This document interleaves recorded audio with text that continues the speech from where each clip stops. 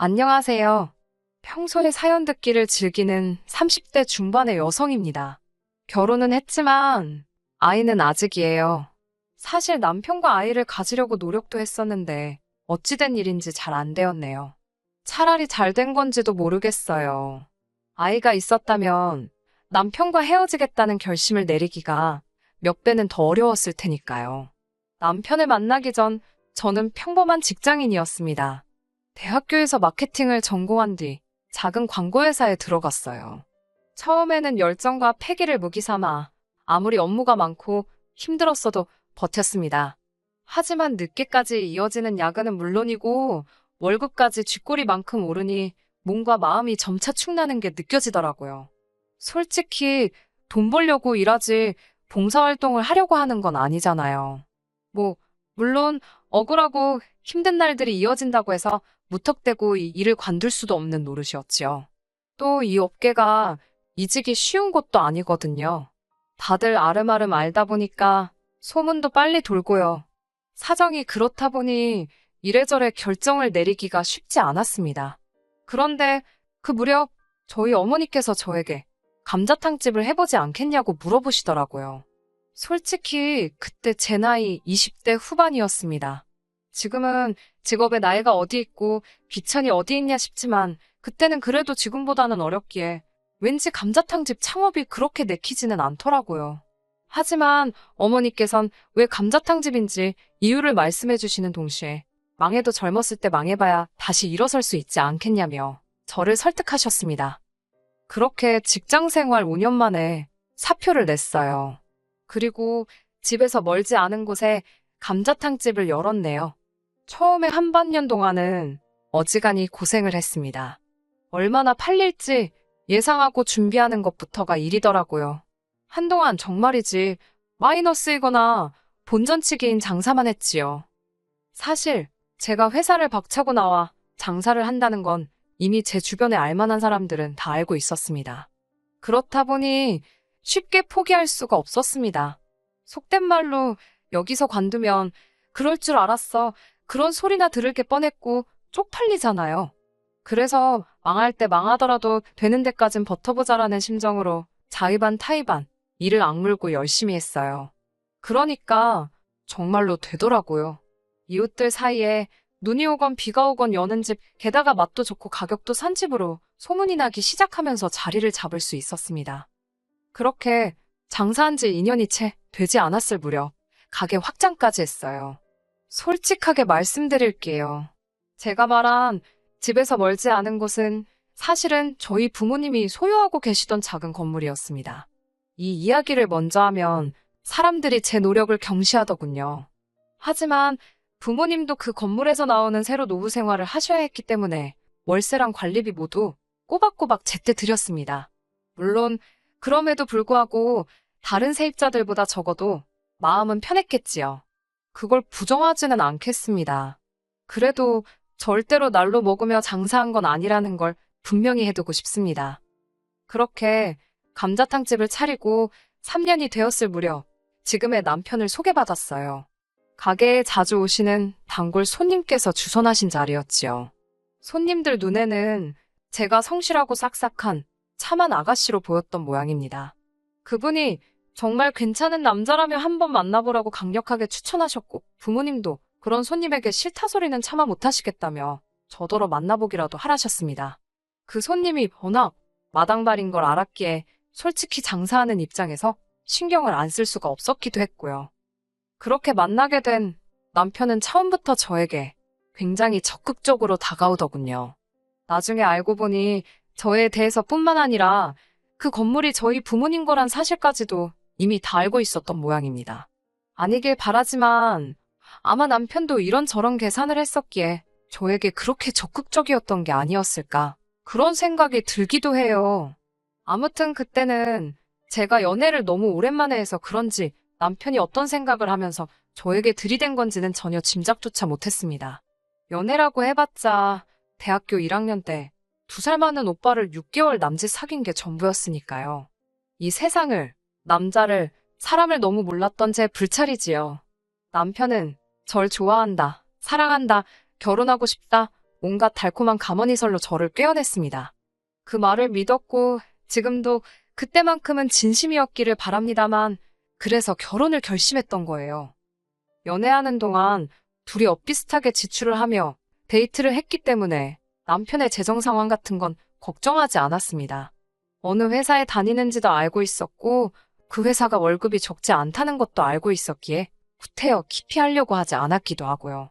그러다 결혼 이야기가 진지하게 오가기 시작하면서 남편의 재정 상황을 알게 되었고 솔직히 많이 당황스러웠습니다.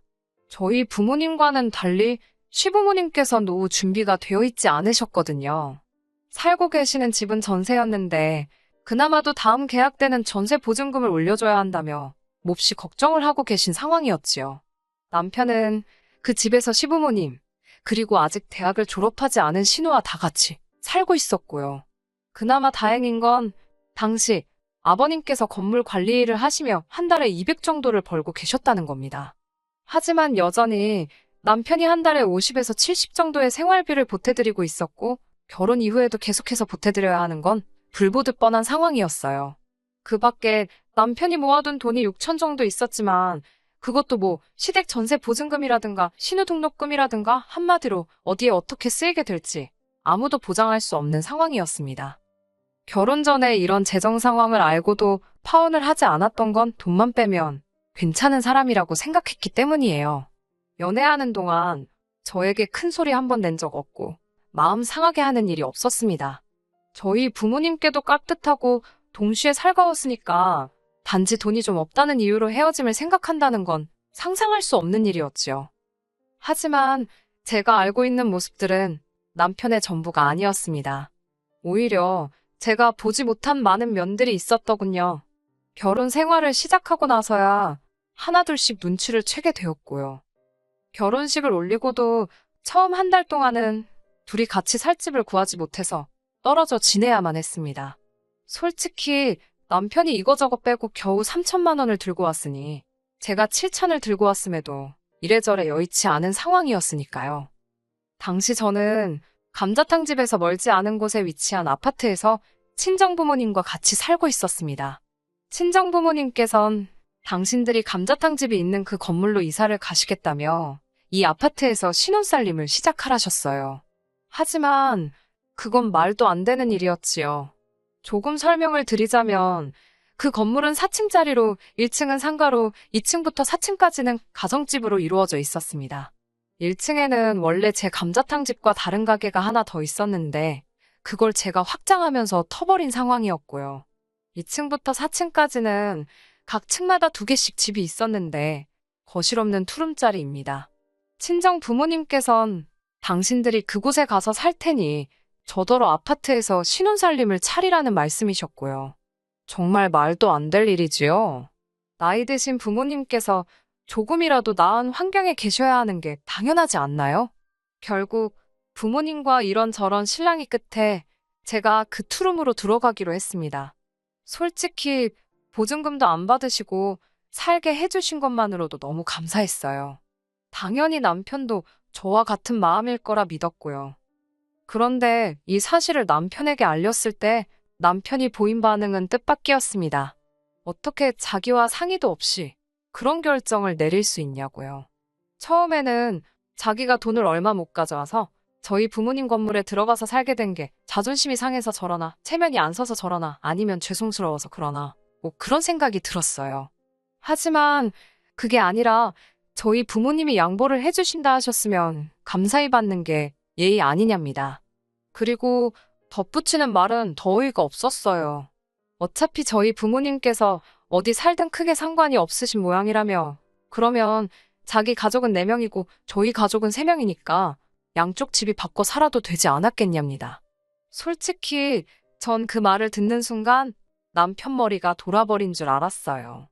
제가 제정신이냐고 진심으로 하는 소리냐고 정말 경멸하는 듯한 눈빛으로 남편을 바라봤던 것 같습니다.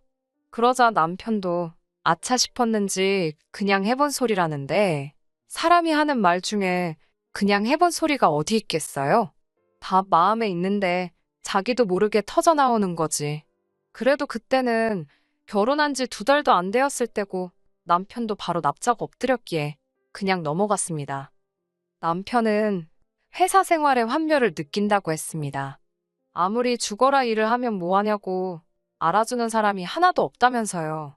저도 회사 생활을 해봤으니 남편이 무슨 말을 하는 건지 100번이고 1000번이고 이해를 했습니다만 그렇다고 제가 뭐라고 하겠어요. 회사 생활이란 게 원래 다 치사하고 더러운 거다. 좀만 참아라. 그러면서도 남편은 접대 회식은 꼬박꼬박 잘도 가더라고요. 한다는 말이 이렇게라도 가야 눈도장 찍고 승진해서 저 호강시켜줄 거 아니냐입니다. 접대 회식이라는 게 아시잖아요. 툭하면 싸구려 향수 냄새에 쩔어오질 않나. 술이 떡이 돼서 들어오질 않나. 하지만 결혼 생활 내내 남편은 승진은커녕 연봉 협상도 똑바로 못하던걸요. 그래도 제일 스트레스 받는 건 본인 아니겠어요? 한 번도 받아오는 월급에 대해서 남편이 하는 회사 생활에 대해서 이렇다 저렇다 불만을 표현해 본 적이 없습니다. 그런 남편이 지난해부터 회사를 때려쳐야겠다는 소리를 입에 달고 살더라고요. 아내 입장에서 남편이 자꾸 회사 때려친다는 소리를 하니 불안하잖아요. 그래서 제가 회사 관두고 뭐 하고 싶은 거냐고 물어봤습니다. 그러자 제가 하는 감자탕집을 같이 운영하면 어떻겠냐는 거예요. 곤란한 이야기였지요. 이미 오랫동안 같이 손발을 맞춰온 이모님이 계시기도 했고 사실 남편이 할 만한 일은 딱히 없거든요. 저는 그건 어려울 것 같다고 했습니다. 그러자 남편은 너는 네가 사장이니까 네가 원할 때마다 쉬고 출퇴근 시간도 조절할 수 있고 그런데 자기는 왜 이렇게 살아야 하냐입니다. 아침 9시면 기계처럼 출근해서 밤늦게까지 술 먹고 하는 게 누군 좋아서 하는 거냐고요. 그 말을 들으니 억울한 거예요. 막말로 회사로 출근하는 거야 출근만 하면 되잖아요. 어찌됐건 8시간, 9시간 채우면 월급은 주니까요. 장사는 해보니까 그게 그렇지가 않더라고요. 밑준비해야지, 뒷정리해야지 이것만 벌써 2~3시간은 그냥 잡아먹습니다. 하긴 제가 지금 뭐 장사가 어렵다고 하소연하려고 사연을 쓰고 있는 건 아니니까요. 아무튼 남편에게 지금 당장 감자탕집에 당신이 할 만한 일도 딱히 없고 남 부부가 하루 종일 붙어있는 거 좋은 거 같지 않다. 회사를 관두는 건 말리지 않겠지만 대신 뭘 할지 고민하고 정해놓고 관두든지 하라고 했습니다. 그러자 저더러 너무하답니다. 너도 회사 생활 적응 못해서 관두고 지금 장사하는 거면서 자기는 왜 못 관두게 하냐고요. 어쩔 수 없이 남편에게 지금 그냥 관두면 생활비는 어떻게 줄 거냐고 했어요. 솔직히 돈 이야기는 안 하려고 했거든요. 남편 자존심도 그렇고. 그런데 도무지 남편이 똥인지 된장인지 분간을 못하는 것 같아서 어쩔 수가 없었네요. 사실 남편이 생활비라고 가져와봤자 시댁에 들어가는 게 한 달에 100만 원 가까이 되었고 거기에 남편 자동차 할부금에 보험에 이런 거 저런 거 남편에게 들어가는 돈을 다 제외하고 나면 실상 제 손에 남는 건 100만 원 남짓이었어요. 그렇다고 남편 씀씀이가 적은 것도 아닙니다. 당연히 제가 번 돈도 생활비로 들어가고요. 장담컨대 제 돈이 남편 돈보다 더 들어가면 들어갔지 적지는 않을걸요? 결국 남편은 치사하고 더러워서 안 관두겠답니다. X 같아도 참고 다니겠다고요. 그리고는 한 달 가까이 정말 툴툴거리며 입을 대빨 내밀고 다니더군요. 아니, 회사 다니는 게 뭐 저 좋으라고 다니는 것도 아니고 뭘 저리 유생가 싶어서 꼴도 보기 싫더라고요. 그래도 이때까지는 이혼은 생각 안 했습니다. 그냥 보고 있으면 꼴 보기 싫고 또 안 보이면 불쌍하고. 하지만 기어이 2달을 못 버티고 인간이 지 마음대로 사표를 쓰고 왔더라고요. 본인 말로는 회사에만 가면 숨도 못 쉬고 심장이 터질 것 같고 어질어질 하다나요. 이러다 자기가 죽어도 좋겠냐며 제가 별말도 안 했는데 먼저 고래고래 소리를 지르더라고요. 이미 관두고 왔다는데 타박을 해서 뭐 하겠어요. 저도 속에선 천불이 올라왔지만 알겠다고 어쩌겠냐고 앞으로 뭐 할지나 빨리 고민해보라 했습니다. 그리고 며칠 뒤 시어머니의 호출이 있었습니다. 아무래도 남편이 관뒀다는 이야기를 들으셨으니 이런저런 하시고 싶은 말씀이 있으신가 보다 싶었지요. 그렇게 도착한 시댁에서 생각지도 못한 감자탕집 이야기를 듣게 되었습니다. 어머님께선 저에게 언제까지 네 남편 남의 밑에서 일하게 할 거냐며 이참에 이모님도 그렇고 서빙해 주시는 분들도 다 내보내고 당신이랑 신우 그리고 남편까지 다 같이 해보자 하셨어요. 제 감자탕집을 가족 비즈니스로 키우자는 거예요. 황당하고 어이가 없었지요. 어머님이나 신우가 뭘 하실 수 있냐니까 카운터 보고 서빙 정도는 할 수 있을 거랍니다. 남편더러 당신은 뭘 할 거냐니까 자기가 회계를 맡겠대요. 장부 정리 같은 걸 한다나요. 그러면 주방은 누가 하냐니까 저더러 하랍니다. 음식점은 원래 주인이 바뀌면 맛이 바뀌어서 안 된다며 주방은 제가 지키는 게 맞는 거라나요. 제가 헛소리 좀 하지 말라고 그렇게 감자탕집 일이 하고 싶으면 내일부터 파 다듬고 마늘 다듬고 기본적인 것부터 배우라 했습니다. 어머님도 나오셔서 이모님께 김치 담고 깍두기 담고 하는 거 배우시라고 했어요. 신우도 마찬가지고요. 세 사람 다 설거지부터 서빙까지 1년 동안 해보고 그래도 할 수 있겠다 싶으면 그때 이야기해보자고 했네요. 그러자 어머님께선 지난번에 보니까 니네 엄마는 카운터 보고 있더만 당신은 주방 아줌마 취급하는 거냐며 저더러 그러는 거 아니랍니다. 제가 병원을 가야 하거나 일이 있을 땐 친정 어머니가 가게를 봐주신 일이 종종 있어요. 기껏해야 한두 시간이니 당연히 카운터를 봐주시지. 어머니가 주방에 들어가실 일이 뭐가 있겠어요? 남편까지 저더러 진짜 치사빤스라나요? 그러면서 자기는 그렇게 밑바닥부터 못한답니다. 어차피 자기 가게 될 건데 왜 자기가 그런 고생을 해야 하냐입니다. 어이가 없어서 이게 왜 당신 가게가 되냐니까 말이 헛나왔다면서 자기 말은 제 가게가 자기 가게다. 부부 사이에 니 꺼내 거가 어딨냐고 그러는 거예요. 그러더니 진짜 이렇게 자꾸 선 그으면 저랑 못 산답니다. 곤란하다나요? 아무리 홧김이라도 그렇지 어디 어머님하고 신우다 있는 자리에서 이혼 이야기를 꺼내나 싶더라고요. 내 체면이나 자존심 같은 건 안중에도 없구나 생각이 드니까 저도 순간 속된 말로 꼭지가 돈다고 그러죠. 딱 그런 심정이었습니다. 당신 말 잘했다고 나도 당신 성질 부리고 변덕 부리는 거 더는 못 받아주겠다고 갈라서자고 했습니다. 솔직히 지난번처럼 또 납작 엎드리기라도 했으면 저도 적당히 하고 넘어갔을지도 모릅니다. 그런데 지도 꼴에 지네 가족 앞이라고 기가 살았더군요. 똥개도 지 집에선 먹고 들어간다더니 저더러 후회하나냐입니다. 후회는 개뿔 막상 이혼 이야기를 내뱉고 나니까 10년 묵은 채증이 내려가는 듯 후련하던걸요. 이튿날 날이 밝기가 무섭게 이혼 전문 변호사를 소개받았습니다. 변호사 말이 소송으로 가든 협의로 가든 저에게 불리할 건 없다더군요. 그렇게 원하는 대답을 듣고 한껏 가벼워진 기분으로 집에 돌아왔는데 남편이 자고 일어난 모습 그대로 거실 소파에 앉아있더라고요. 저를 보더니 갑자기 눈물을 쏟아냈습니다. 제가 변호사를 만나고 온 걸 알았는지 자긴 이혼하기 싫다대요. 홧김에 가진 것도 없는 자기 자신이 불쌍해서 내뱉은 말이라나요. 그러면서 저 하나만 바라보고 산 자기 인생은 어떻게 할 거냐며 저더러 책임지랍니다. 어처구니가 없어서 정신 차리라고 했어요. 생쇼 그만하라고요. 이후로는 한동안 지저분한 시간이었습니다. 양쪽 어른들까지 알게 되셨으니 정말 쌍욕만 안 했지 오만 소리가 오고 간 건 기본이었고요. 아마 시댁 쪽에서도 변호사를 알아보긴 했던 모양입니다. 다만 자기들이 원하는 대답을 듣지는 못했던 모양이에요. 제가 전부 다 여기 세세하게 적지는 못했지만 소송으로 가면 남편이 저에게 위자료까지 줘야 할 수도 있는 상황이었거든요.